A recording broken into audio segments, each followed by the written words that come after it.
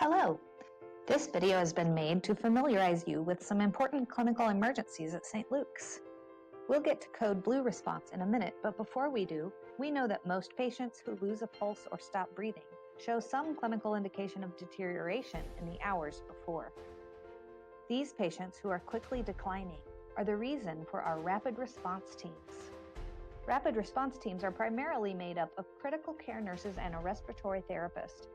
We operate off a set of standing medical orders so that we don't even have to wait for a doc to return a page before we start gathering information and treating patients according to an algorithm. Who can call a rapid response? Any clinical staff. That includes nurses, nursing assistants, physical therapists, respiratory therapists. If you're a rehab tech helping a patient with some daily cares and that patient becomes short of breath or woozy, call a rapid response. If you're the nurse taking care of a patient and you notice a change, maybe a significant change in vital signs or a level of consciousness, call a rapid response. Some common reasons for calling a rapid would include blood pressure that's very high or very low, oversedation after a procedure, a seizure, or some other neurological change. How do you call a rapid response? Well, that depends on which building you're in. This should be one of the first things you learn when you first start on your unit. There are a few situations where you should definitely call a rapid. So let's review the signs of STEMI, stroke, and sepsis. A STEMI is a certain kind of potentially fatal heart attack. Someone who is having a heart attack usually presents with chest pain and needs immediate treatment. The term STEMI comes from a characteristic waveform noted on the EKG of someone with a completely blocked coronary artery. If your patient begins to have new or different chest pain, activate the rapid response team right away. The team will get an EKG and notify the cardiologist to determine the next steps. The next emergency we call a time-critical diagnosis is a stroke. Patients having a stroke usually present with characteristic symptoms. We remember these symptoms with the acronym Be Fast. We teach every employee of St. Luke's to be fast when someone may be having a stroke. Everyone. Human resources, environmental services, even the accountants. That's because we want everyone to know this and go home and teach their families, because early recognition of stroke may be the difference between recovery and a lifetime of disability. The B stands for balance. A sudden change in balance, onset of dizziness or vertigo may be a sign of a stroke. The E is for eyes. Something wrong with a patient's vision, like seeing double, blurry vision, or a partial blindness, could be a sign of a stroke. The F in FAST stands for face. A person having a stroke may experience a facial droop. This means that while half the face works normally, the other half is unable to move. You would see the eyebrow, eyelid, and mouth on one side of the face droop downwards. This is more notable when you ask the patient to smile. Only half the face seems to work.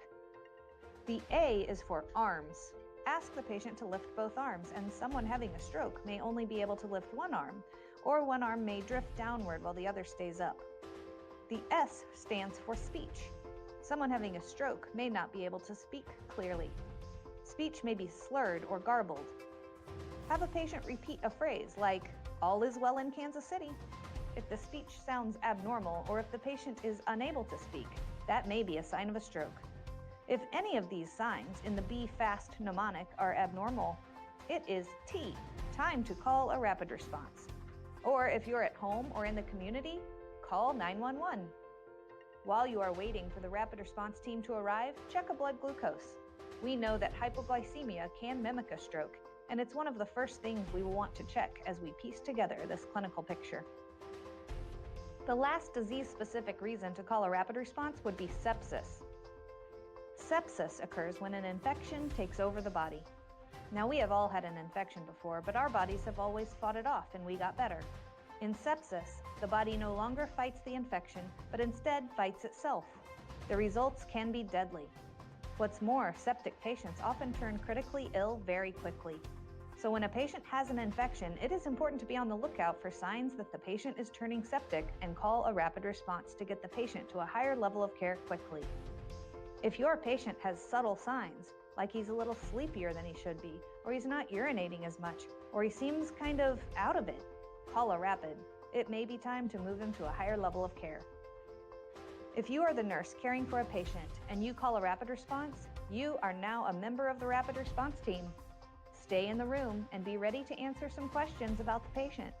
Once the rapid response is wrapping up and the patient is either stabilized or being transferred to a higher level of care, it is the primary nurse's responsibility to notify the physician about all that has happened. The role of the nursing assistant during an emergency situation is so important, taking delegation for so many tasks that need to be done. Check a blood sugar, obtain an EKG, grab a monitor. Also, taking care of the other patients in the unit by answering call lights and being aware of family members in the unit can make a positive difference in the whole day. When a patient deteriorates to the point that he stops breathing or loses a pulse, it is time to call a code blue. The code blue team consists of critical care or emergency physicians, anesthesia, critical care nurses, a respiratory therapist, a pharmacist, a chaplain, a house supervisor, and a number of students learning more about emergency response. But don't forget to make room for the family. Family presence during a resuscitation attempt is always our goal. We know that despite our best efforts, code blues end in the death of the patient more often than not. So families should be allowed the opportunity to be in the room, even while we try everything to rescue their loved one.